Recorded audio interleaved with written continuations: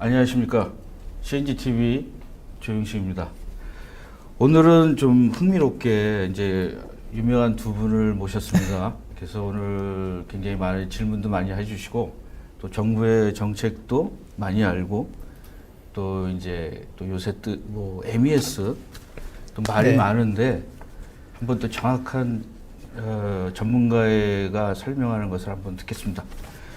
오늘 2019년 9월 16일 CNGTV는 스마트 공장 정책과 구축 방안에 대해서 한번 담론 시간을 갖겠습니다. 우리 담론은 뭐 주장하는 게 아니라 내가 갖고 있는 얘기들을 서로 나누고 서로 배우는 시간이거든요. 그래서 오늘 그 두 분 나와주셨는데 스마트 제조 혁신 추진단 박항구 단장님. 반갑습니다. 오늘 뭐 축하드립니다. 감사합니다. 이기를 해서 좀 큰일을 하셔야 될 것 같고 또 하나는 IM 큐브 솔루션. 죄송합니다. MI 큐브입니다. 저희 영어로 안 돼 있어가지고.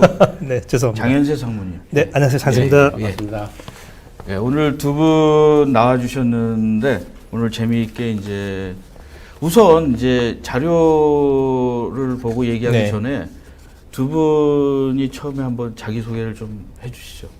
저는 그 82년도에 인하대학교를 졸업을 하고 포스코에 입사를 해서 32년 동안 공장 자동화 무인화 쪽에 주로 엔지니어로서 기술 담당 상무로 근무를 하다가 포스코 ICT에서 이제 스마트 사업실 팩토리 사업실장을 담당을 하고 이제 지난 17년도에 퇴임을 해서 스마트 머신 앤 팩토리라는 회사를 만들어서 개인적으로 컨설팅 사업도 했었고 또 한국 인더스트리 4.0 협회 회장을 보임을 하다가 지난 7월 1일부로 스마트 제조 혁신 추진단장으로 보임받아서 지금 현재 대전에서 근무를 하고 있습니다.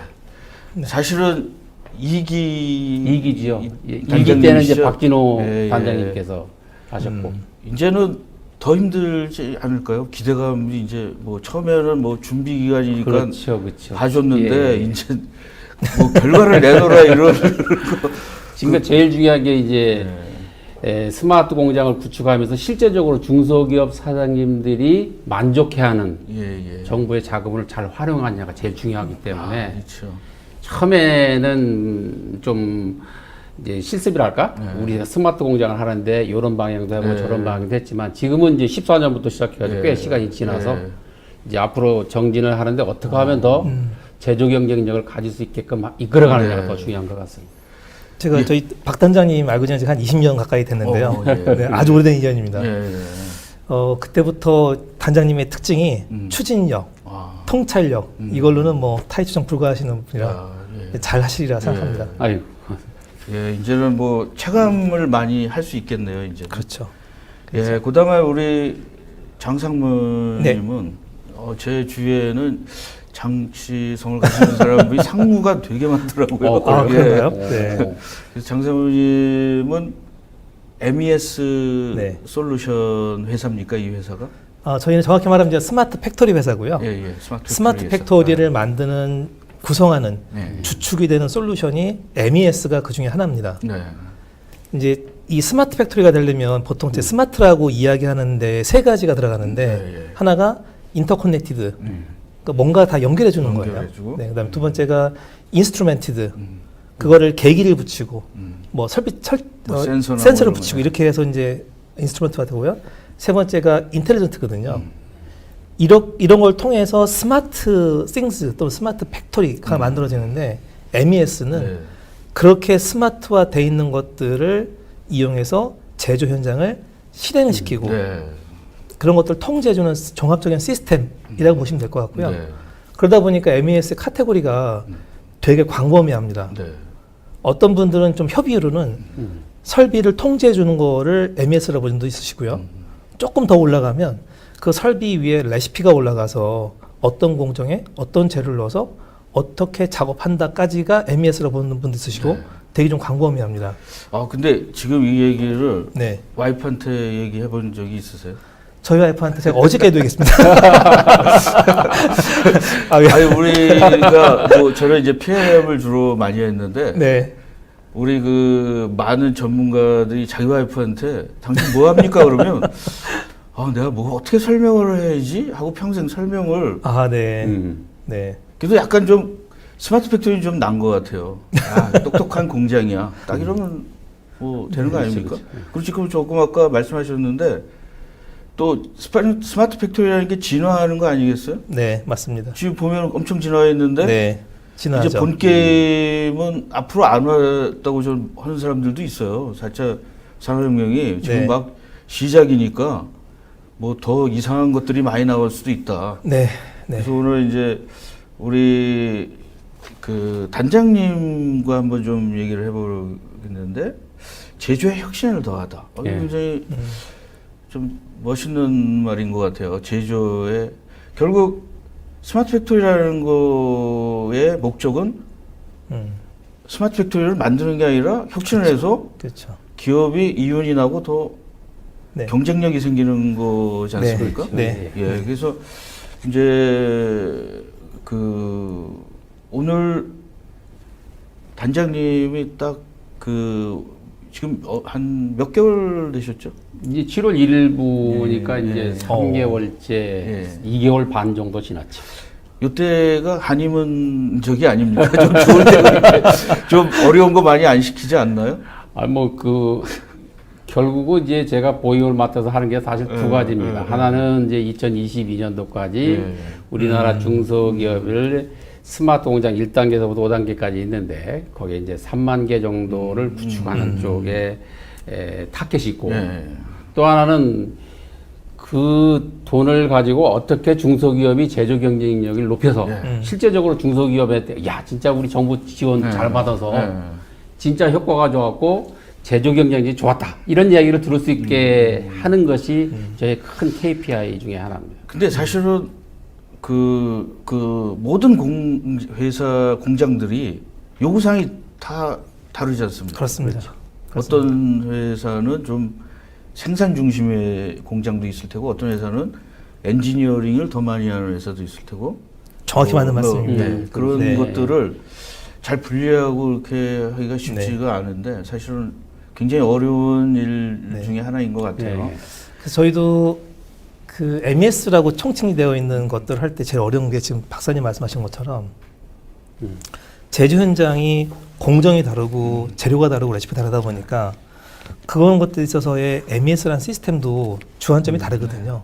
어디는 물류 관점에서 최적화를 해줘야 된는 데가 있고 어디는 생산 능력 관점에서 봐주는 데가 있고 다양하게 있어서 저희 업체들도 기본적인 MES라는 솔루션이 있고 엔진이 다 있지만 거기 현장에 맞추어서 커스터마이징을 꼭 해줘야 하는 사실 어려움도 있습니다. 근데 이제 그 정부 입장에서 보면은 그 회사도 중요하지만 거기 일하는 사람이나 어떤 전체적인 그 효과를 더 생각할 수도 있는 거잖아요. 그렇죠. 네. 뭐 거기에 다니는 사람들이 뭐 임금을 더 많이 얻어준다든가 그리고 뭐 회사들이 계속 이노베이션을 해서 그 경쟁력이 더 많이 생긴다든가 뭐 이런 것까지 굉장히 많은 저기를 할 것 같아요. 그래서 이제 저도 몇 년 동안 이제 심사 이런 거 스마트 팩토리 심사를 이제 해봤는데 이제 굉장히 달라요. 이 대기업만 해도 사실은 우리 박 단장님이나 저나 뭐 저 이제 대기업을 다녔는데 이 중소기업이 굉장히 힘들어요. 그리고 중소기업의 전문가들이 적어요. 왜냐하면 대부분 인력들이 그렇죠. 큰 회사를 다녀서 왔는데 이제 중소기업 같은 데에는 그 사장이 원하는 거가 거의 결정적으로 하기 때문에 그 사람을 설득해야 되는 거거든요. 네. 이제 그 회사들은 큰 회사들은 뭐 중장기 계획, 뭐 비전이니 뭐 이런 게 있지만 조그만 회사들은 우리 하루하루 산다, 뭐 1년씩 산다, 뭐 이런 해가지고 아마 지금도 대기업에서는 스마트 팩토리에 대해서 어느 정도 컨셉이 잡혀 있는데 뭐 저기도 많이 갔다 오고 독일도 많이 갔다 오고 뭐 그 인포메이션이 영어로 된 인포메이션도 많이 없고 그러는데 중소기업이 문제인 거죠. 대충은 아는데 어디서 네. 좀 공부를 안 하시잖아요. 그래가지고 아까 말씀하신 것처럼 뭐 굉장히 얘기하면 네. 뭐지? 내가 여기서 할 수 있는 일이 뭐지? 이런 거죠. 그래서 오늘 이제 중소기업에서 스마트 공장을 좀 왜 하나 이거에 대해서 한번 좀 얘기를 해보겠습니다. 우리가 중소기업에 대해서 가장 해줘야 될 것이 뭡니까? 교육입니까? 아니면은 뭐 사례입니까? 아니면은 뭐 어떻게 생각하세요? 중소기업에 대해서 자금입니까? 아니면 뭐 자금도 네. 나름대로는 굉장히 중요한 돈이지만 그렇죠. 그렇죠. 뭐 턱없이 부족할 거지 않습니까? 네. 그거에 대해서 좀 어떻게 생각해요?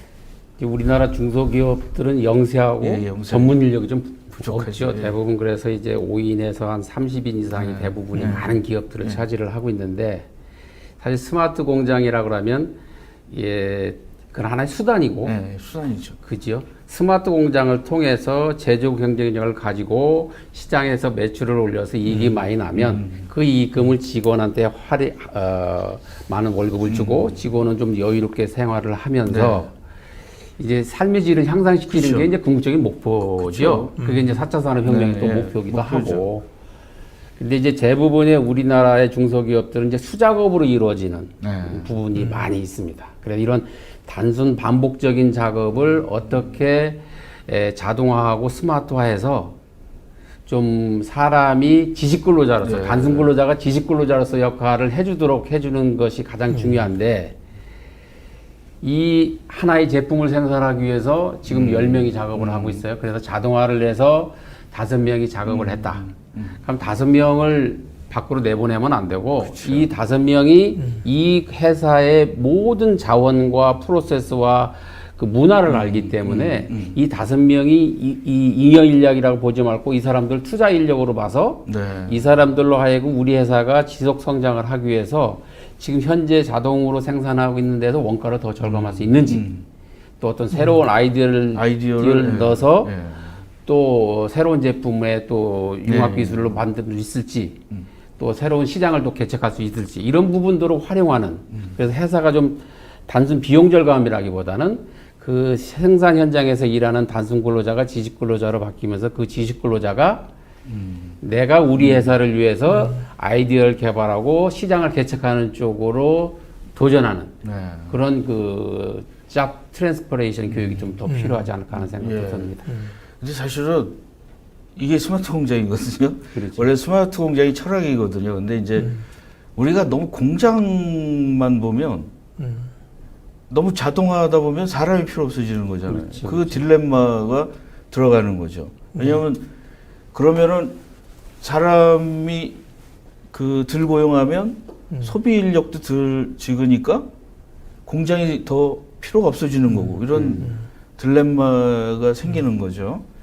그래서 뭐 정확하게 좋은 말씀을 해주셨는데 그게 아마 가장 추진단의 비전인 것 같아요. 네.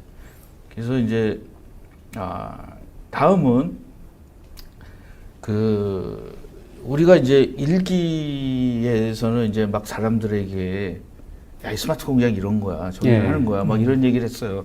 근데 이제 그 중에서도 제가 이제 이렇게 다녀보면 뭐 좀 지방이나 이런 데서는 그렇게 체감을 전에는 극력히 반대했는데 요새 반대는 좀 많이 없어졌어요.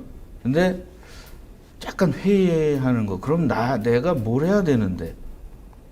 야, 이거 굉장히 아까 말씀하신 것 중에 더 많은 아이디어를 하는데 이런 거 해서 내가 일이 더 많아지는 거 아닌가? 왜냐하면 초창기에는 누군가 데이터를 자꾸 집어넣어야 되잖아요. 우리 전에 한 10년 전인가? 한 15년 전에 디지털 매니팩처링이라는 거가 나왔는데 뭐 아이디어는 좋았어요. 근데 만들어 놓으면 잘 써요. 근데 이건 이 회사에서 누가 넣을 건데? 벤더는 이제 야 이런데 여기에 있는 내용은 이 회사 사람이 넣어야 돼. 그러면 누가 넣을 건데? 그렇죠. 굉장히 노가다잖아요, 이게. 네. 회사 사람만이 그 정보를 아는데, 예를 들어서 MES 설치를 하면 그 MES 벤더에서 데이터 넣어주는 거 아니잖아요. 그렇죠. 그 누가 넣어야 되는데, 그러면 네. 그거에 대해서 뭐, 예. 지금 우리가 그 스마트 공장을 하게 되면 생산 현장이 자동화되고 그 다음에 공장 최적 관리에서 MES이 도입되고 ERP 시스템이 도입이 되는 순서로 담합식으로 이렇게 발전을 하면 좋은데 대기업들은 대부분 그렇게 해왔어요. 근데 우리나라 중소기업들은 이제 현장에서는 수작업으로 일을 하고 있는데 ERP 시스템이 필요하다 그래가지고 ERP 시스템도 넣고 ERP 시스템에 들어가는 데이터를 입력하다 보니까 또 MES 시스템이 있어야 된다. 그러니까 또 MES 들어오고. 그러니까 사람이 입력을 해서는 뭐 안 되고. 서플라이 체인도 그렇죠, 있고, 그렇죠. 그렇죠. 그렇죠. 다 PLM도 그렇습니다. 있고 뭐 다양한. 네. 그럼 이제 그냥 그 밴드에서는 이제 파는 재미가 있는데 그 현업에 있는 사람은 이게 그렇죠, 완전히 뭐 그렇죠. 이게 이제 현장을 네. 이제 가보면 지금 단장님 말씀하신 것처럼 ERP, SCM, PLM 이렇게 들어와 있는 데만 해도 굉장히 규모가 있는 회사예요. 이 정도만 들어오려고 해도. 근데 처음으로 질문하신 거에 돌아가서 우리가 얘기하는 5인에 30명 정도 되는 중소 중견 규모 업체가 이 정도 볼륨 되는가 보면 그렇지는 않거든요. 그럼 그들에게 우리가 어떻게 스마트 팩토리라는 거를 전달할 것이냐, 그게 어떻게 내재화돼서 조직의 역량에 생산성에 반영할 것인가를 고민해 보면 전 대기업이나 중견기업하고는 좀 다른 방법이 필요하다고 생각하는 편입니다. 예를 들어서 방금 질문 주신 것처럼 무기가 있으면 그 무기를 던질 수 있는 투발 수단이 필요하듯이 탄두가 있어서 그 미사일이 필요하듯이 우리가 MES라는 또는 스마트 팩토리라고 하는 그런 탄두가 있으면 이거 투발할 수 있는 수단이 필요하거든요. 근데 지금은 그게 나아진 게 IoT라는 새로운 기술이 나와 있고 또 스마트 밴드라고 하는 손목에 차는 것들 나와서 굳이 사람이 이제 입력하지 않아도 센서가 찾아내고 이거 흔들어서 카운팅할 수 있고 이런 기술이 충분히 있거든요. 근데 이제 또 그 반론이 네. 뭐 지멘스나 이런 데 있는 사람들이 네. 뭐 센서를 부착해야 하는 것만이 네. 스마트 공장이 아니다. 또 자동화하는 것도 스마트 공장이 아니다. 스마트 공장은 일단 뭐 우리나라도 뭐 빅데이터라는 얘기 많이 나왔는데 그 빅데이터가 없어요. 빅데이터 소프트웨어는 있는데 데이터가 그 회사 데이터가 없어요. 없는 거죠. 그렇죠. 그럼 현재 그 우리가 하고 있는 IT나 뭐 이럴 때 데이터가 없으면 정확하지 않는 거지 않습니까? 네. 그런 것들이 네. 이제 우리가 어떻게 이제 풀어야 될 적인데 그 지금 추진단에서 뭐 좀 이런 질문을 하지만 전 1단계와 2기가 좀 차별화될 수 있는 거를 좀 얘기해 주실 수 있어요? 그러니까 저희들이 이제 3단계로 추진을 하고 있습니다. 우리 저 박영선 장관이 모셔서 이제 제일 중요한 게 이제 작은 연결을 통한 강한 힘 이건데 첫 번째 이제 2014년부터 우리가 스마트 공장을 1기가 시작을 해가지고 지금까지 이제 19년까지 와 있는데 스마트 보급 확산 사업은 내실을 기하면서 지속적으로 나가면서 올해부터는 저희들이 이제 생산 현장에서 측정되는 데이터 운전자들이 입력하는 데이터를 어떻게 체계적으로 수집 저장을 해서 놓으면 내년도에는 이제 2단계로 국가에서 이제 데이터 센터를 구축을 해서 이 클라우드 기반의 빅데이터 플랫폼 구축을 해서 전산실이 이제 중소기업의 전산실도 있고 또 컴퓨터 서버도 있고 응용 소프트웨어도 있어야 되는데 이것이 앞으로는 이제 그게 다 비용 부담이거든 중소기업한테는 이것이 이제 클라우드로 올려서 클라우드 상에서 클라우드 ERP, 클라우드 MES, 클라우드 PLM 이런 소프트 해주면서 데이터가 이제 저장이 되면 거기 이제 빅데이터 분석 툴이나 인공지능 알고리즘이 들어가서 전반적으로 중소기업 직접 구매하지 않아도 네. 공동 구매를 해서 실시간으로 중소기업에 피드백해주는 그런 모습으로 이렇게 발전을 하게 되면 충분히 우리나라의 중소기업들이 이제 좀 경쟁력을 좀 갖지 않을까 하는 생각이 듭니다. 네. 그래서 올해부터 중점적으로 추진하는 것이 생산 현장을 자동화 스마트하면서 센싱 데이터를 표준화해서 수집 저장해 놓고 그게 기업에서는 한 1년 정도만 저장해 놓으면 나중에 이제 데이터 센터 구축하면 이제 자동으로 이렇게 연결되는 모습으로 발전을 하려고 합니다. 이제 장상무님이 하는 MES는 네. 대기업용이에요, 아니면 중소기업용이에요, 아니면 중견기업용이에요? 저희는 다 커버하고 있습니다. 다 다 커버하고 있는데 장사하려고 말씀드리는 게 아니고요. 네. 아니 인력도 150명. 아니 요새 우리나라를 네. 활성화하는 사람이 네. 그 엔터프르너입니다. 엔터프르너 정신이 네. 필요하거든요, 우리가. 예. 제가 왜 이렇게 말씀드리냐면 저희 고객들 중에는 대기업도 계시고요. 그다음에 중견, 중소기업도 다 있으세요. 근데 지금 저희 단장님 말씀하신 것처럼 재밌는 건 트렌드가 있어요. 과거에 저희가 온프레미스로 설치하는 형태의 그런 시스템 구축 많이 들었는데 최근에는 클라우드로 가시려는 경향이 많이 있으시고요. 두 번째로는 각 기업들마다 자기네 회사에 설치되어 있는 서버에다가 데이터 모아놓는 성향이 있었는데 이제는 그것도 클라우드로 올려서 관리하는 성향이 있는데 저는 이런 시점에 아까 처음에 조 박사님 주셨던 질문을 좀 돌아가고 싶은데 아까 주셨던 질문이 중소기업의 이 스마트 팩토리를 보급하는 데서 무엇이 어려운가라는 질문으로 시작하셨거든요. 저는 이게 가장 어려운 게 사람이 없습니다. 사람이죠. 네. 사람이 없어서 저희가 지금 말씀드린 중견 이상의 기업들은 자체적으로 운영하실 능력이 있으신데 그 밑에 계신 중소기업들은 사람이 없기 때문에 지금 저희가 준비하는 거는 클라우드에 기반한 MES를 사용하시면 저희 솔루션 사용하시면 역시 그 관제도 클라우드 서비스 해드시는 걸 준비해드리고 있어요. 그래서 이거 지금 국내에 있는 대형 통신사하고 지금 준비 중에 있는데 아예 저희 회사가 가지고 있는 모든 MES 솔루션들을 클라우드에 몽땅 올리고 고객들은 그 설비에 데이터 올릴 수 있는 센서만 깔면 별다른 설치 없이 클라우드로 시스템에 올라가고 거기서 분석된 데이터가 다시 설비로 내려가고 지금 이렇게 준비하고 있습니다. 예, 알겠습니다. 예. 그다음에 이제 어떤 지금 인력이 부족하다라는 거가 유지보수하는 인력이지. 네. 사실은 인력이라는 거는 항상 중소기업도 필요하지 않습니까? 생산에 관련 엔지니어링 이런 인력. 왜냐면 그 사람들은 이제 벤더사는 이런 거예요. 이거 배워가지고 이러면 이거 됩니다. 뭐 힘드세요? 좀 빠른 기계 사시면 됩니다. 근데 이제 현장에 있는 사람들은 원하는 게 뭐냐면 내가 지금 하고 있는 일을 할 때 도움이 되는 걸 원하지. 그렇습니다. 내가 이거 생산하는데 PLM 왜 따로 배우고 ERP 따로 하고 그렇습니다. 그건 IT 하는 사람들의 영역이고 나는 내가 하고 있는 거를 어떻게 하면 더 효율적으로, 혁신적으로 내가 그래서 좀 반복되는 일들 대신에 내가 좀 아이디어를 사용할 수 있는 시간을 얻는 거. 왜냐면 약간 휴식 같은 것가 있어야지 아이디어가 돌아오는 거지. 그렇죠. 그냥 옛날에는 그냥 힘든 일을 계속 하니까 몸으로 때우는 일을 하다 보니까 뭐 아이디어고 뭐가 나올 저희가 없잖아요. 그리고 뭐 요새는 시간도 굉장히 짧아졌기 때문에 집에 또 가서 가족들이랑도 있어야 되니까 굉장히 효율적인 작업을 하는데 나머지 무슨 MES나 뭐 PLM 이런 거는 툴에 불과한 거죠, 툴에. 그렇죠. 예. 그래서 저는 좀 저기도 중요하다고 생각해요. 어떻게 하면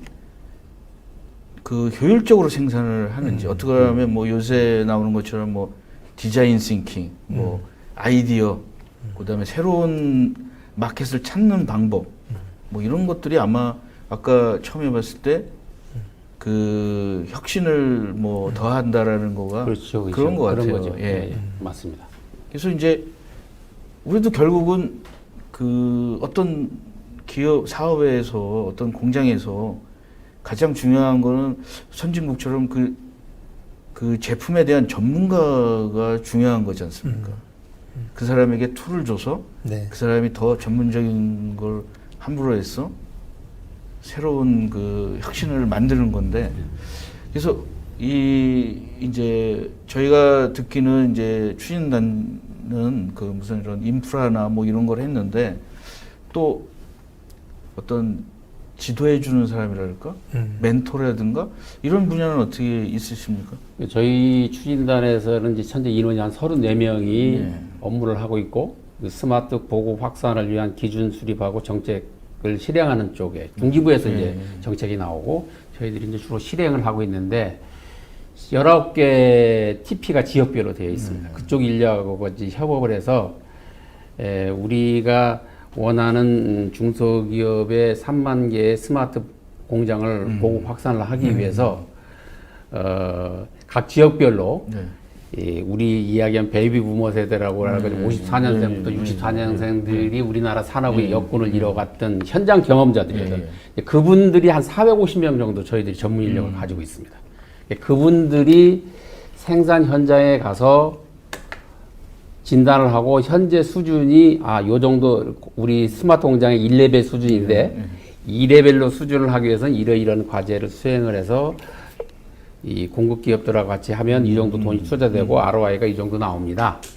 이러한 부분들을 그동안에 우리 산업의 여건이었던 그런 분들이 지금은 이제 전문 컨설턴트 또 평가위원이 돼서 그분들이 이제 중소기업들에게 실제적으로 방향을 제시를 해주고 그쪽에 중소기업의 전문 인력이 부족한 것을 그분들이 이제 이렇게 보충을 해주고 있습니다. 그러면서 이제 상당히 보급 확산 사업이 이제 확산이 좀 빨리 이루어지고 있습니다.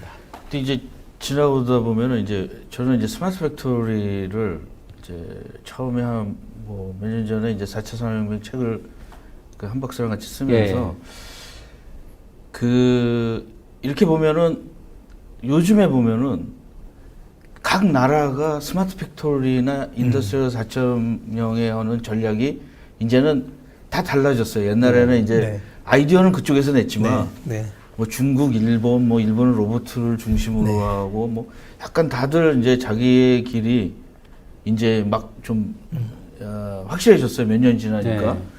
근데 이제 우리가 사실은 우리가 지금 뭐 스마트 팩토리나 이런 거는 공식적으로다가는 스마트 제조 추진단이 공식적인 조직이지 않습니까? 그렇지, 실행 조직이죠. 예, 실행 조직인데 외국에서 있는 저는 개인적으로 제가 좀 연구를 많이 하는 부분은 좀 미국이나 이런 데에서 좀 디지털 트랜스포메이션이라는 걸 가지고 뭐 거기에는 뭐 어느 게 할지는 몰라요. 뭐 한 수백 가지의 뭐 3D 프린트도 있고. 근데 우리나라 같은 데는 세계적으로 뭐 다 할 수는 없으니까 뭐 VR도 있고 뭐 이런 그 다양한 걸 있는데 이제 어떤 쪽에서는 제가 이렇게 좀 조사하다 보면 한 3가지 정도 있는 것 같아요. 우리나라에서는 야 우리나라 실정에 맞는 스마트 팩토리를 해야 되지 않냐. 또 하나 그러니까 저희가 원하는 데 그 중소기업이 원하는 데서 해야 되지 않냐. 또 뭐 서울대 같은 데서는 뭐 적정 기술이라는 말이 나오지 않습니까? 우리 그리고 또 언어협회나 이런 데에서는 뭐 인더스트리얼 4.0 그 해서는 뭐 독일에 가서 배우자. 독일이 지금 하니까. 근데 이제 또 어떤 쪽에서는 그거랑 우리랑 환경도 다른데 그대로 어떻게 할 수 있냐. 또 미국은 또 미국대로 뭐 소프트웨어적으로 하는 거 있고. 그래서 우리 뭐 단장님께서는 우선 그런 것들을 많이 접하실 거잖아요. 그래서 자기 나름대로 뭐 개인적인 생각도 좋고 또 이걸 어떻게 우리가 접목시켜야 되나. 지금 이제 우리나라뿐만 아니라 세계 각국에서 스마트 공장을 추진을 하면서 그 나라의 제조 문화에 맞게끔 다 드라이브를 걸면서 이제 새로운 기술이 이제 접목이 되는 거죠. 그러니까 우리나라에서도 이제 스마트 공장이 구축이 되려면 제일 중요한 게 어느 나라를 따라가기보다는 우리나라에 있는 제조 기업들이 여기에 이제 조금 전에 우리 장 박사도 이야기했지만 이 기업이 다양한 기술들을 가지고 있어요. 근데 대기업은 하나의 회사에서 모든 기술을 총괄해서 오케스트라 연주를 할 수 있는데 이 중소기업들은 오케스트라 연주가 없어요. 그렇죠. 다 각자의 솔루션을 가지고 접근을 수요기업한테 하다 보면 문제가 수요기업은 나는 그걸 원치 않는데 이쪽에서 계속 영업을 하다 보면 이제 그게 스마트 팩토리인 양 오해되는 경우가 있다는 거죠. 그렇죠. 그래서 이제 저는 이제 권장을 하고 싶은 게 독일이나 미국 같은 경우는 이게 오픈 마인드, 신뢰와 소통을 오픈 마인드 돼서 수요기업과 공급기업 간에 서로 커뮤니케이션이 아주 잘 돼요. 근데 우리는 그게 커뮤니케이션이 이상하게 좀 부족해요. 그러다 보니까 이제 예를 들어서 1단계를 수행하기 위해서는 자동화 센서 업체들이 중요하고 2단계에 들어가면 이제 3단계 올라가서 ERP 시스템, ML 시스템이 필요하고 또 4단계 올라가면 이제 빅데이터, 5단계 인공지능이나 커넥티드 엔터프라이즈를 위한 것들이 필요하거든요. 그런 기업들이 대부분 다 있어요, 우리나라에. 보통 이제 4단계나 5단계 정도 되면 이제 벤처나 스타트업으로 해서 빅데이터나 인공지능 같은 걸 연구를 하는 기업들이 생기고 있고 이런 기업들이 하나의 공급자의 얼라이언스를 중소기업들이 얼라이언스를 맺어서 우리나라의 중소기업의 업종별로 우리가 보통 26개 업종으로 구분을 하는데 업종별로 대표 기업을 만들어서 1단계에서부터 5단계까지 그 얼라이언스 맺은 기업이 너는 섬유 쪽에 한번 해봐. 너는 자동차 쪽에 한번 해봐. 너는 식료 쪽에 한번 해봐. 그 얼라이언스들이 다 다른 거죠. 자기에 맞는 산업 분야의 공급 얼라이언스를 맞아서 1단계부터 5단계까지 한번 해보는 해서 거기에 나온 솔루션이 만들어질 때는 반드시 국제 표준을 기반으로 해서 만들어줘야 이 솔루션이 바로 이제 또 해외 수출할 수 있다고 그렇죠. 보거든요. 그래서 이제 우리는 제일 중요한 게 각 나라에서 수행하는 장점과 각 나라에서 정의된 국제 표준을 우리가 받아들여서 우리나라의 공급 기업들이 서로 협력을 잘해서 하나의 대기업처럼 이 중소기업의 토탈 솔루션을 제공해 줄 수 있는 생태계가 구성이 되면 우리나라형 그 표준 모델로 세계 시장으로 수출이 가능하다고 저는 보고 있습니다. 그래서 이제 조금 아까 이제 제가 이제 말씀드리는 거가 이제 우리나라도 뭐 동남아시아나 뭐 이런데 우리나라 형 스마트 팩토리도 수출할 수 있지 않을까? 네, 그렇죠. 맞습니다. 이게 이제 항상 요새는 세계 시장을 봐야지만 이게 성장하지. 그렇죠. 한 군데만 하면은 굉장히 힘들지 않습니까, 이게? 그래서 그런 것들이 우리도 제가 이제 처음에 제가 이제 항공을 했을 때 뭐 TOC를 개발을 했는데 그때도 이제 뭐 옛날 거이고 근데 어디든지 틈새 시장이 있거든요. 뭐 독일 회사만 다 하라는 건 없는 거잖아요. 인더스트리얼 4.0에서. 그래서 그런 것들은 찾으면은 얼마든지 있는 것 같은데 이제 우리가 너무 국내만 너무 포커스를 하면 나중에 또 너무 시장에서 서로 경쟁을 조그만 데서만 하니까 그렇죠. 전 세계에서 이게 확산해야 되지 않을까 이런 생각들을 해서 질문을 한번 드린 거고 또 이제 우리가 MES에 대해서 아마 우리 단장님은 좀 MES에 대해서는 뭐 많이 느끼셨을 거예요. 이거는 한 부분이다. 근데 이제 우리 MES 벤더분들은 자꾸 스마트 팩토리를 다 MES로 자꾸 끌어들이려고 그러는데 그렇죠. 반발도 있어요. 그리고 또 이해합니다. 선진국에서 또 어떤 좀 극한 사람은 MES는 없어질 거다. 왜냐면은 이제 스마트 팩토리가 설비들이 잘 진흥화된다면. 진흥화되면 그리고 또 어떤 데는 또 이제 뭐 3기가 남겨뒀을 수도 있는데 또 굉장히 첨단을 하는 사람들은 스마트 팩토리는 진짜 스마트 팩토리는 사이버 피지컬 시스템이 돼야지 그게 진짜 완성이 되는 거야. 지금은 그 과정이야 이렇게 얘기하는 사람들도 있고 근데 지금은 우리 그거는 할 수 없으니까 그래서 1기 때는 MES에 대해서 이제 많이 받아들였어요.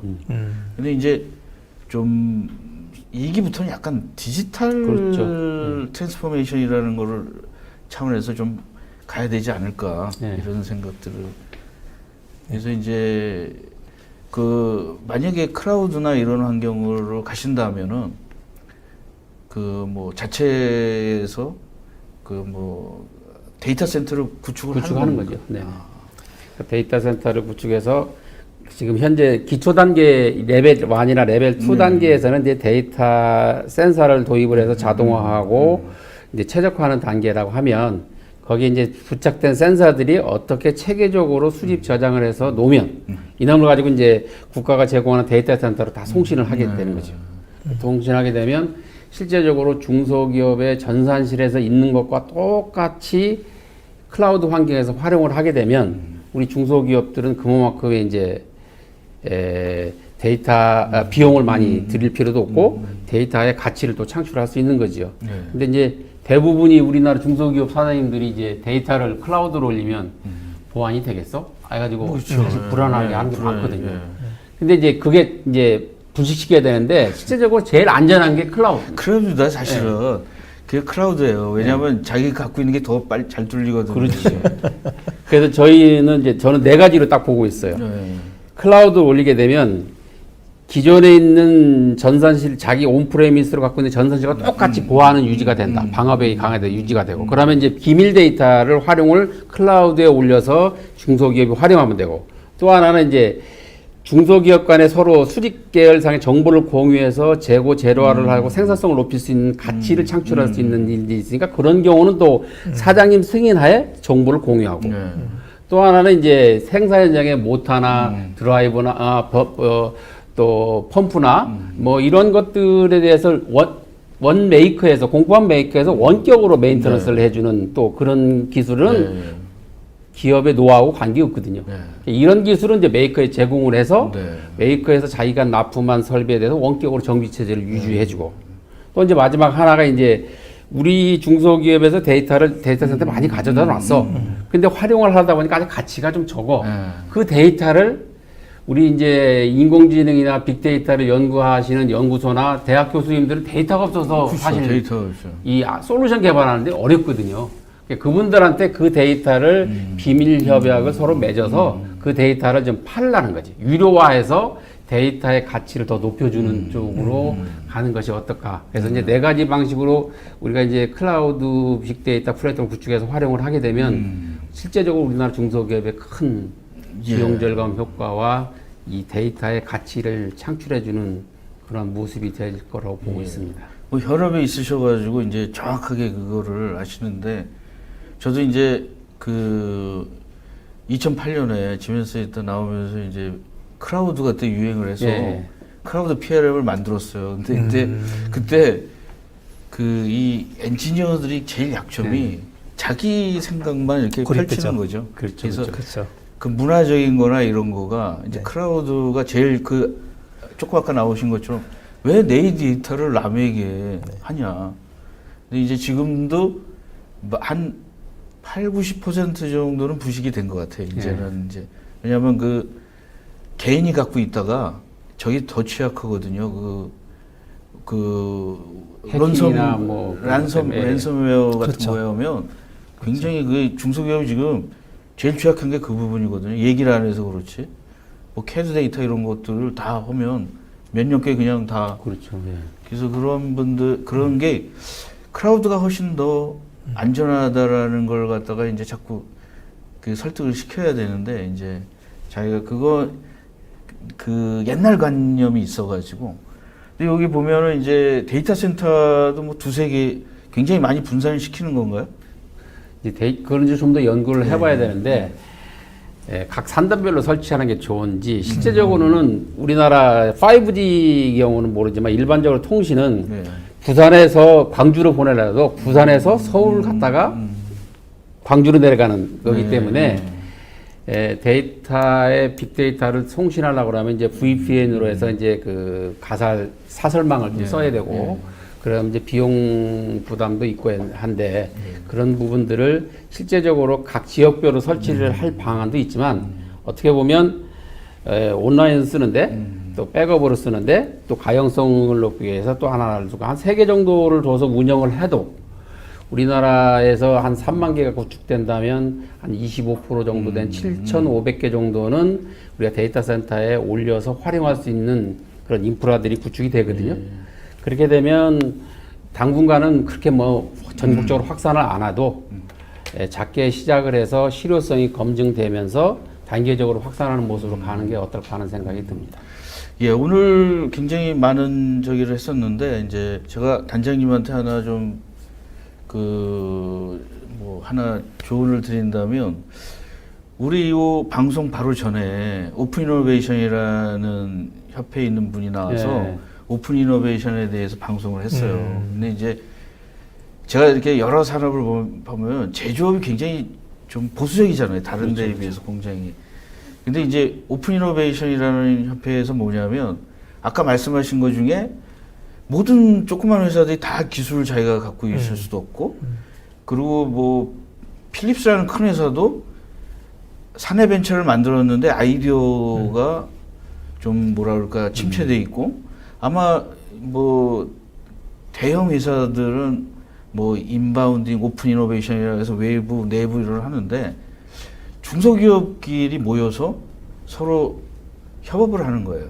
나는 이런 그렇죠. 기술을 하고 너 저런 기술을 하고 그래서 나중에 그 협회가 이제 한 달에 한 번씩 조찬회를 하는데 한번 강사로 한번 스피커로 한번 가셔서 또 분위기를 배우시면 왜냐하면 거기가 그런 프로세스는 배울 만한 것 같아요. 제조업에서 오픈 이노베이션 서로 그렇죠.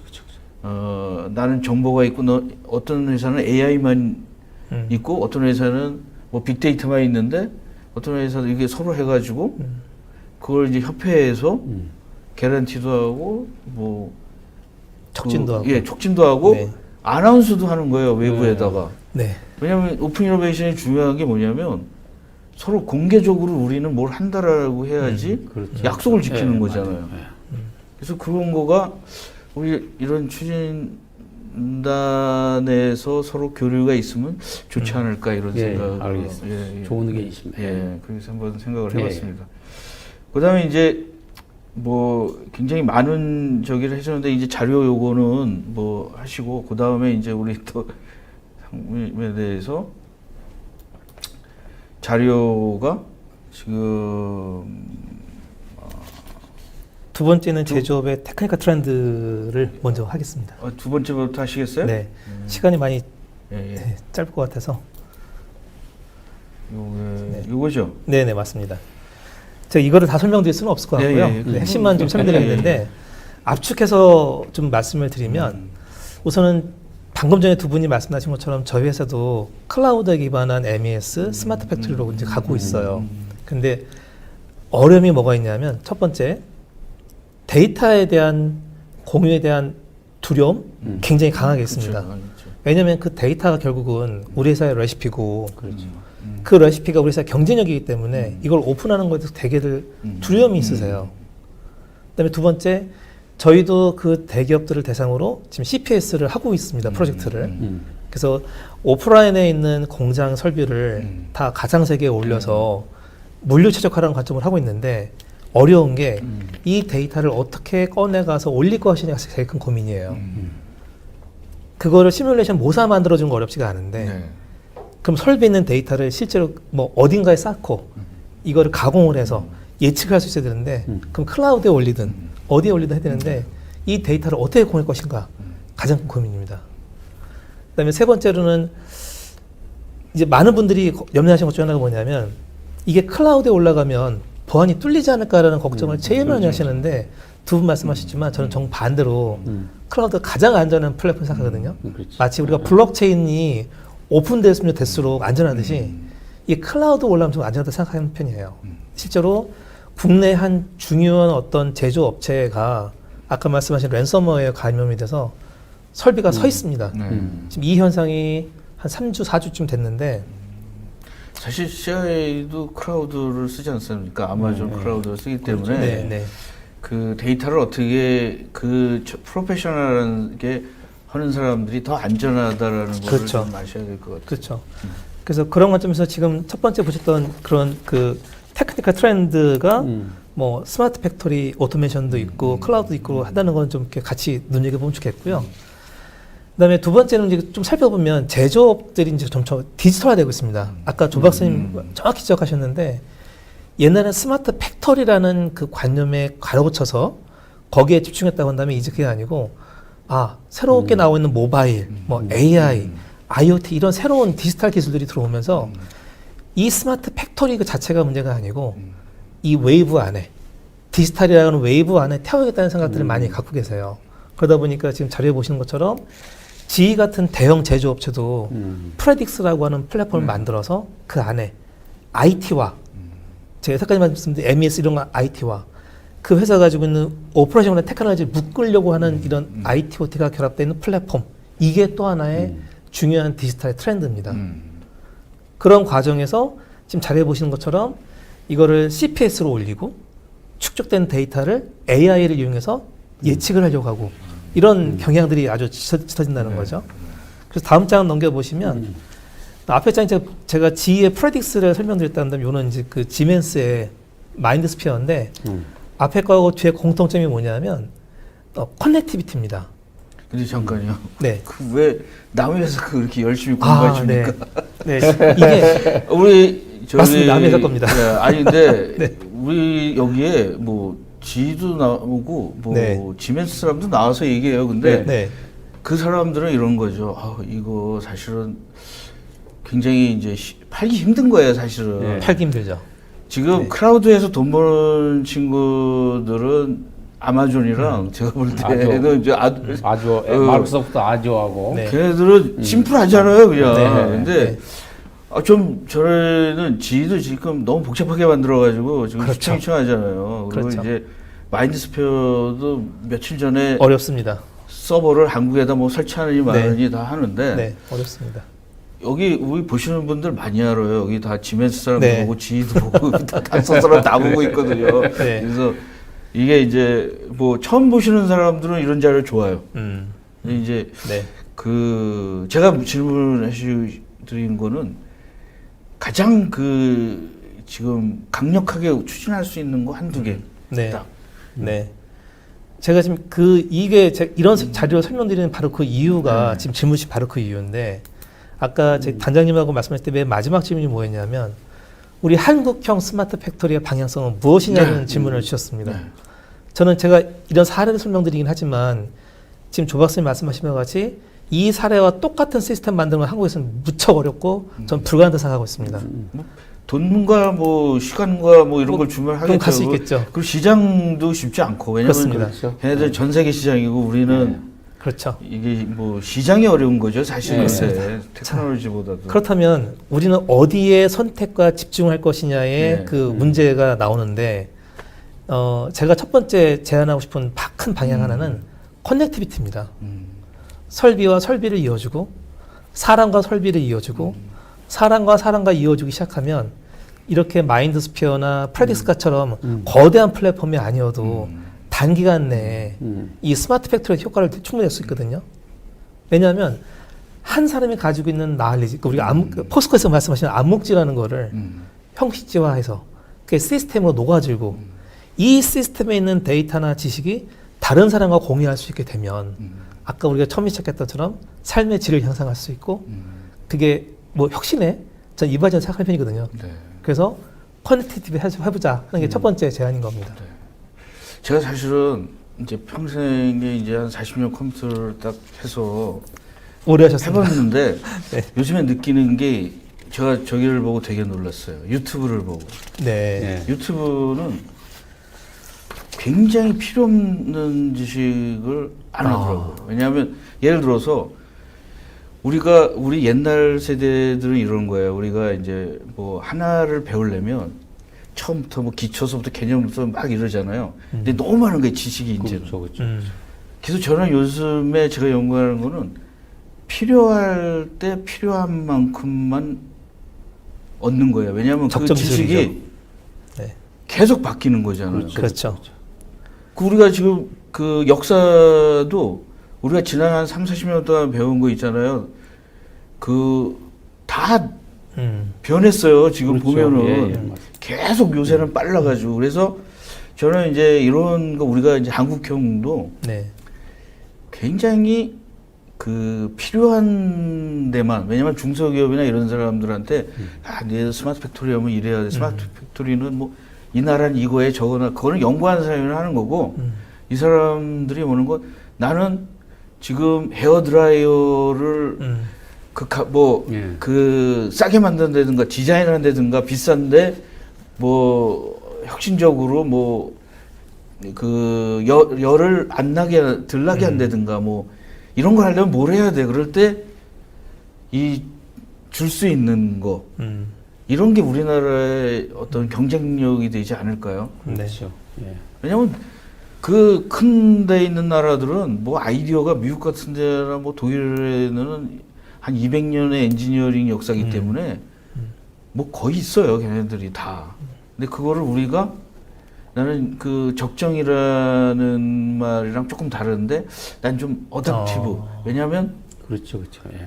그 사람이 원하지 않는 요새는 유튜브가 뭐냐면 그 사람이 원하지 않는 정보를 안 주는 거야. 왜냐하면 그 사람이 원하지 않는 정보를 얘기하면 그때부터 꼰대라는 말을 듣는 거잖아요. 야, 너 이렇게 해야 돼. 너 캐드 하려면은 뭐 이거 해야 돼. 뭐 표준화해야 돼. 막 이게 아니라 당장 그 도움을 줄 수 있는 거. 나는 뭐 만약에 제가 저기를 한다면 추진단이나 이런 데서 딱 전화해가지고 우리 이런 걸 한다 그럴 때 그만큼만 더 많이 주지도 않고 사람들 흡수도 못 하잖아요, 사실. 그래서 이런 거는 이제 컨설턴트나 이런 사람들이 갖고 있다가 원할 때만 딱 그렇죠. 예.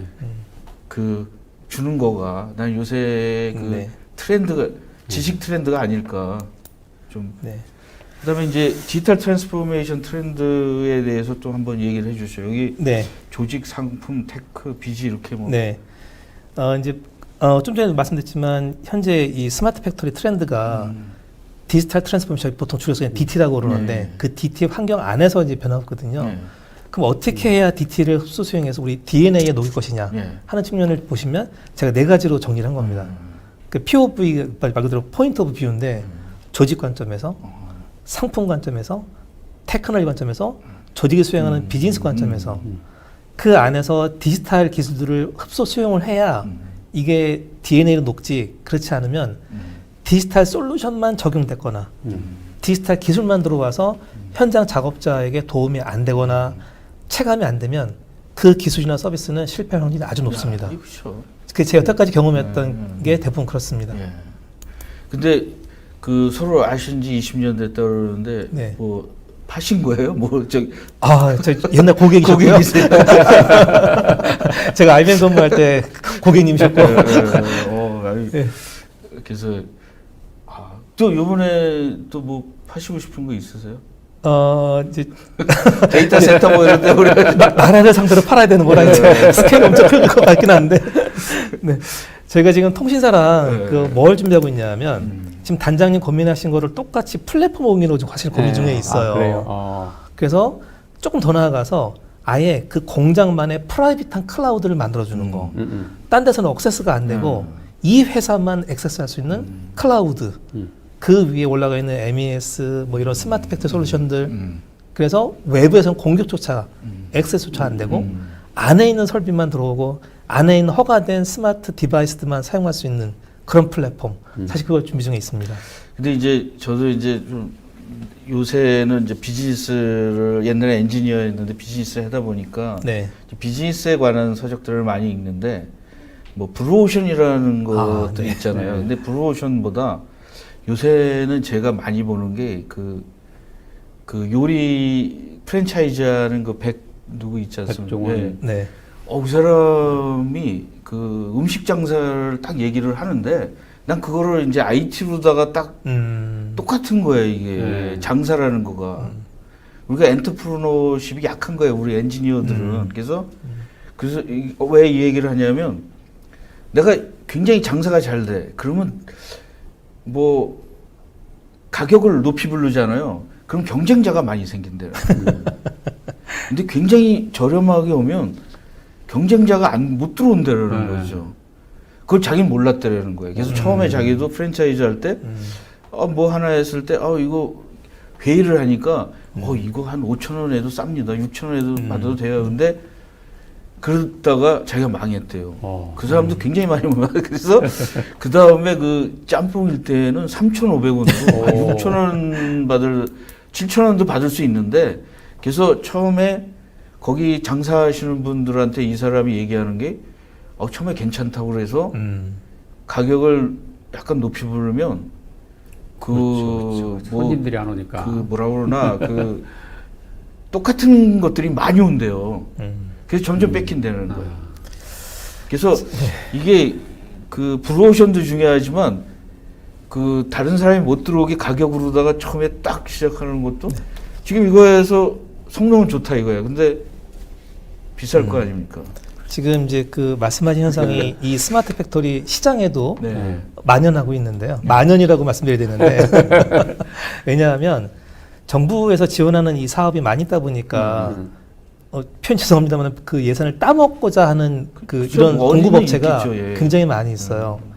문제가 뭐냐면 그런 사업이 제대로 된 어떤 현장에 도움되는 시스템 들어가 있는 것이 아니고 예산 따먹 작업이 성지다 보니까 실효성이 없어지죠. 그 현장의 사람들은 불평만 쌓이는 겁니다. 쓸모없는 거 왜 갖고 왔느냐. 그러니까 자꾸 이제 악화가 악화를 만드는 그런 케이스가 돼요.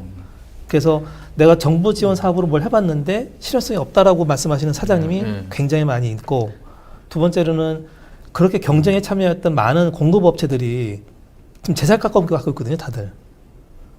그 왜냐면 예산을 가장 많이 타낼수록 자기도 돈 많이 버니까. 그래서 지금 시장이 되게 좀 그 흙탕물 싸움이 되고 있는 상황인데, 전 이것도 양화가 되게 하는 과정에 생각하고요.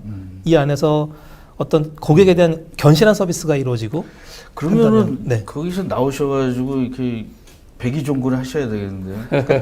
그래서 좀 저를 뽑아주시면 제가 기꺼이 국가에 충실히 생활 복무할 생각이 있습니다. 네, 그래서 아니 사실은 그 이제 현업이나 이런 데 가서 네. 저는 이제 현업에서 주로 있다가 이제 지면서 이제 벤더에 딱 가서 많이 부딪혔어요. 왜냐하면 네.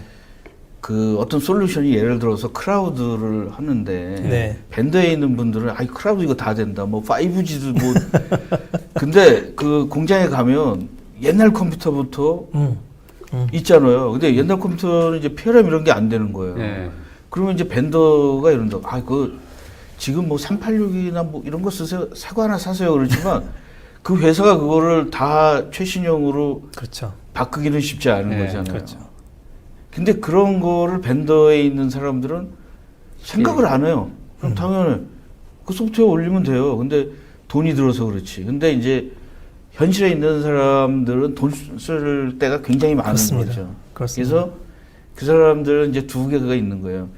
마스트 해브가 있고 네, 그 나이스 투 해브가 있는데 네. 그럼 나이스 투 해브는 뭐 자꾸 밀리는 거잖아요. 올해 그렇죠. 밀리면 내년 밀리고 그럼 영원히 밀리는 거죠. 그게. 그래서 그런 가격이나 네. 이런 거가 네. 더 중요한 게 되지 않았을까. 그 카피가 많이 나오잖아요.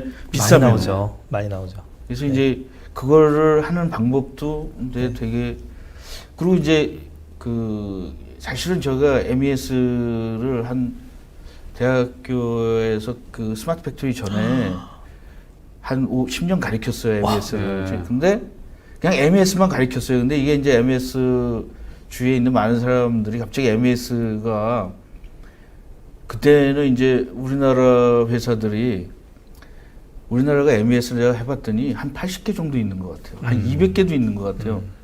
그래서 거기에 제가 MES 물어보는 거는 개발하신 거잖아요. 그렇죠. 네. 뭐 저희 자체 솔루션입니다. C++나 뭐 이런 네, C#도 쓰고 단넷도 쓰고 그렇죠. 네, 많이 쓰고 있습니다. 그 이제 그런 게 없어진 것까지 합하면 한 100몇 개 돼요, 우리나라에. 근데 이제 그게 너무 많은 거예요, 시장에 비해서. 그렇죠. 네. 너무 많죠. 그래서 그것도 좀 어떻게 뭐 서로 좀 네. 협의를 해야 되지 않을까 이런 생각. 그래서 이제 저희 단장님께서 열심히 수고해 주신 덕분에 저희 같은 공급기관들도 경쟁이 이제 가속화돼서 조만간 많은 합종 연행이 있을 수밖에 없다고 생각을 하고요. 그럼 정리가 될 건데, 저희는 아까도 잠깐 말씀드렸습니다만 우리 한국형 MES 또는 스마트 팩토리의 방향성이 필요하듯이 이 합종 연행도 저는 방향성이 필요하다고 생각하는 편인데, 제가 생각한 방향성은 저는 UX 중심입니다. 실제로 저희 고객사 중에 이번에 현장에 PC가 한 700대 계신 저희 고객이 있으세요. 근데 그 중에 사양이 굉장히 낮은 것들이 대부분인데, 낮은 사양에서도 쓸 수 있는 MES, 스마트 팩토리, 이게 필요하려면 실제로 제조 현장에 그 UX를 반영을 해야만 가능하거든요. 그래서 실제로 현장에 작업하시는 분들이 먼지 많은데 거기에 마우스로 클릭하시면 그거 할 수가 없거든요. 그런 것까지 감안한, 진짜 유저 익스피리언스 감안한 시스템이 필요하다고 생각합니다. 근데 제가 이제 그 자료를 딱 보니까 네. 굉장히 자료를 잘 만드신 것 감사합니다. 그래서 여기 있으신 분들이 우리 여기에 나온 자료를 PDF로 다 공개를 하겠습니다. 그러니까 네. 시간상 다 말씀을 못 드려가지고 있는데 네. 그 처음에 공부하시는 분들이랑 지금까지 트렌드는 네. 제일 잘 만드신 것 같아요. 자료를 굉장히 좋은 자료입니다. 네, 감사합니다. 근데 이제 제가 제품을 못 봐가지고 제품을 보고 제가 네. 제가 다음에 이제- 한 번 더 불러주시면 제가 그때 예, 데모로 한번. 제가 이제 코디까지 다 프로젝트를 해봤기 때문에 네. 그래서 하여튼 그 굉장히 MES 하시는 분들이 실력이 있어요. 왜냐하면 네. 이게 MES가 하드웨어랑 데이터베이스랑 뭐 프로젝트랑 뭐 다 이렇게 해가지고 사실은 현재 MES 하나만 가지고도 조그만 회사들은 다 쓸 수 있어요. 약간 좀 그 영업소부터 다 그렇죠. 인터페이스 다 있잖아요. 그 테스트 퀄리티 컨트롤까지 다 모듈이. 근데 이제 네. 모듈이 네. 그 이제 지멘스 같은 데서는 야 이건 MES 아니다. 우리는 일단 뭐 300억짜리 걔네들은 MES를 팔거든요. 그렇죠. 그렇죠. 그 굉장히 이제 그렇죠. 그래서 이제 서서히 뭐 올해부터는 들어오려고 그러는 것 같은데 이제 그래서 저희 후배들이 거기 지금 팔러 다니고 있습니다. 그래서 네. 자, 오늘 질문을 이제 좀 이제 시간이 이제 거기에 대해서 질문을 한두 개 정도만 다 하겠습니다. 그래서 우리 그 김승석 님이 굉장히 그 많이 활동을 하시는 분인데 좋은 말씀 감사드리고 추진당장님의 말씀 중에 스마트 공장 지원을 클라우드 컴퓨팅으로 하신다고 하시는데 이와 관련된 질문을 드립니다. 클라우드 컴퓨팅은 데이터 서비스와 같은 형식인지. 형식인지 사스 형식인지 알고 싶습니다. 라스나 단순히 서버만 서비스하므로 중소기업 입장에서는 인식 변화만 있으면 지금과 차이가 없지만 사스이면 하드웨어 소프트웨어를 모두 제공하는 형태로 공급업체에 따라서 클라우드 컴퓨팅 지원하지 못하는 경우가 있다고 봅니다. 이건 굉장히 좋은 질문을 하셨네요. 우리가 그냥 넘어갈 수 있는. 그래서 이거는 사실은 뭐 언제 한번 더 자세히 말씀하셔도 좋고 또 백서나 이런 걸 이용해서 저는 그 좀 불만이 그 추진단 불만이 뭐냐면 굉장히 사무실에 가면 모두 다 열심히 해요. 근데 대외적으로 뭐 일반인들이 알면 안 됩니까? 그렇죠. 알아야 돼요. 뭐 없어요. 이게 뭐 창구도 없고 창구도 없고 뭐 나와서 얘기도 하지 않고 그래서 제가 오늘 기회가 조금 이런 자리들 와서 그런 얘기들을 좀 해서 뭐 옆에서 뭐 그들만의 리그냐 뭐 이런 얘기들이 안 나왔으면 그렇죠. 좋겠어요. 그게 좀 그러고 이거 굉장히 좋은 질문이시고 그다음에 김수열님께서는 요즘 미국과 일본에서 확산되고 있는 RPA. 로보틱스 프로세서 이거 네. 자동화 네. 스마트 팩토리 발전에 좋은 자극이 될런지요. 제가 요거를 아까 질문하려다가 이제 요게 이제 지금은 주로 그 은행권이나 이런 그렇습니다. 데 쪽으로 많이 돼 있는데 그렇습니다. 결국은 이것도 공장에도 오지 않을까. 제조기업의 사무 행정 보시는 분들 이런 분들을 위해서는 향후에 이제 도입이 돼야죠. 제조 쪽에서 많이 필요합니다. 제가 좀 첨언을 드려도 될까요? 네. 전 저 RPA가 우리 제조현업에 되게 도움이 된다고 믿는 편인데 왜 그런가 하면 IT 쪽에 뭔가 서비스를 요청해서 개발해서 줄 때가 시간이 걸리죠.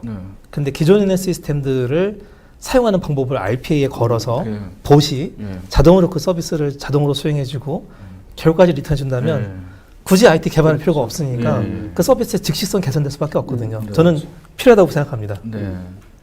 그 다음에 이제 한 가지 더 질문이 스마트 제조혁신당과 스마트 추진은 어떤 관계인가? 이게 뭐 같은 이게 이제 우리 스마트 제조 혁신 추진단이 있고 아. 각 19개 테크노파크의 스마트 제조 혁신 센터가 있습니다. 센터에서 실제적으로 중소기업들과 접하면서 행정 업무나 기술 지원 업무를 하고 있고 저희들은 전체적으로 통합 관리하는 측면에 있습니다. 저희들은 이제 기준 수립하고 이제 예산 집행을 종합적으로 하고 있죠. 굉장히 요 질문도 그 날카로운 질문이세요. 저희들은 이제 그 감지하지 못했던 네. 그런 질문인 네. 것 같은데 질문 감사드리고요. 오늘 이제 시간이 다 돼가지고 네. 여기까지 우리 하고 다음에 또 좋은 얘기 있으시면 나와주셔가지고 예, 네. 그렇게 하겠습니다. 예, 시간이 정말 금방 갔네요. 예, 오늘 방송 여기까지 마치겠습니다. 예, 시청해 주셔서 감사합니다. 예, 고맙습니다. 감사합니다.